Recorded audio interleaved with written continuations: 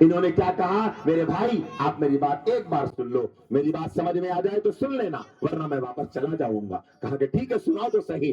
جیسے ہی مصعب بن عمیر بیٹھے، قرآن کی تلاوت شروع کر دی۔ قرآن ایک ایسا کلام ہے جو پتھر دلوں کو موٹ کر دیتا۔ اسے بن حضیر سنے، آنکھوں سے آنسو نکلے، فرمایا واقعتاً یہ کلام بڑا اچھا ہے، مجھے وہ کلمہ پڑھا دو جو تم پڑھانے کے واسطے ہے۔ اس کے بعد کہا سعد بن معاذ کے پاس چلے جاؤ، اگر وہ ایمان لا لیں، ان کا قبیلہ ان کے پیچھے بہت زیادہ پڑا رہتا ہے، بہت ان کی بات مانتا ہے۔ اب فکر تھی مصعب بن عمیر کو، یہ یہاں سے نکل کے سعد بن معاذ کے پاس گئے۔ انہوں نے کہا کہ میں تمہاری بات نہیں سننا چاہتا۔ مصعب بن عمیر نے کہا کہ نہیں، آپ میری بات کو سن لو، میں آپ کو جو سنانا چاہتا ہوں۔ تو اب اسید بن حضیر کے جو بات کہی تھی وہی بات ان کو کہی، میری بات اگر غلط لگے تو نہ سننا۔ سعد بن معاذ نے کہا کہ ٹھیک ہے سناؤ۔ بیٹھتے ہی قرآن شروع کر دیا۔ غور کرو میرے دوستوں، جہاں جاتے مصعب بن عمیر قرآن لے کے سنا دیتے۔ قرآن میں ایک ایسی تاثیر ہے جو پتھر دلوں کو موم کر دیتی ہے۔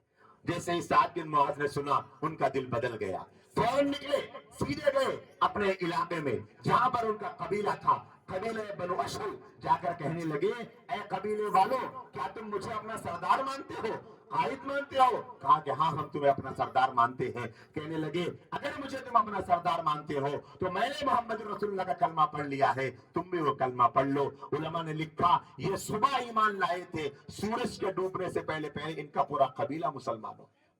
یہ تھا صحابہ کے اندر ایک جنون دین کو پہنچانے۔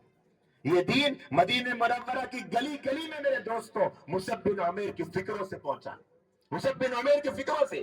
یہ صحابہ کی میں آپ کو کیوں سنا رہا ہوں زندگی؟ آج ہم جو مسلمان ہیں، یہ صحابہ اس دین کی بنیاد ہے۔ دشمن جانتا ہے یہ بنیاد کھوکھلی کر دیں گے تو دین ہی گر جائے۔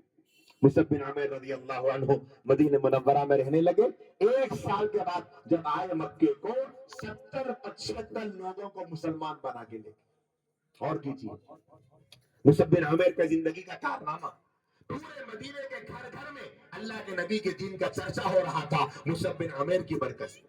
یہی مصعب بن عمیر جب بہت کا مارکہ آیا، اللہ کے حبیب نے ایک ہاتھ میں ان کو جھنڈا دیا، اسلام کا جھنڈا۔ جب تک وہ جھنڈا لہراتا سمجھا جاتا کہ اسلام کی جنگ چل رہی ہے، اور مسلمان کھڑے ہیں، جیسے جھنڈا گرا سمجھو کہ مسلمان ہار گیا۔ اللہ کے نبی علیہ الصلوۃ والسلام غزوہ احد کے اندر مصعب بن عمیر کے ہاتھ میں جھنڈا دیتے ہیں۔ مصعب بن عمیر دشمنوں سے مقابلہ کر کے لڑ رہے ہیں اور اپنے بازوؤں کے ذریعے سے دشمنوں کو جہنم رسید کر رہے ہیں۔ ایک دشمن آتا ہے، آ کر مصعب بن عمیر کے یہاں سیدھے ہاتھ کے کاندھے پر اتنی زور سے تلوار مارتا ہے کہ یہ کاندھا ان کا کٹ جاتا ہے۔ وہ ہاتھ میں جو ڈنڈا تھا، جو لکڑی تھی، جو جھنڈا تھا، وہ زمین پر گرنے نہ پائے۔ مصعب بن عمیر نے اسے ہاتھ سے پکڑ لیا اور اس ہاتھ سے جھنڈے کو تھاما، اور ہم جیسے نوجوانوں کو، قیامت تک آنے والے مسلمانوں کو بتا دیا اے مسلمانوں، تمہارا ایک ہاتھ تو کٹ سکتا ہے لیکن اسلام کا جھنڈا گر نہیں سکتا۔ یہ بتایا مصعب بن عمیر نے۔ اور دشمن نے دیکھا اچھا دوسرے ہاتھ سے جھنڈا پکڑتا ہے، یہاں پر آ کر تلوار سے اس بازو پر مارا، جیسے ہی یہ بازو کٹا وہ جھنڈے کو ہاتھ میں لے کر دوستوں یہاں پہ سینے پہ رکھ لیا اور کٹے ہوئے بازو سے ایسے کر لیا اور کہنے لگے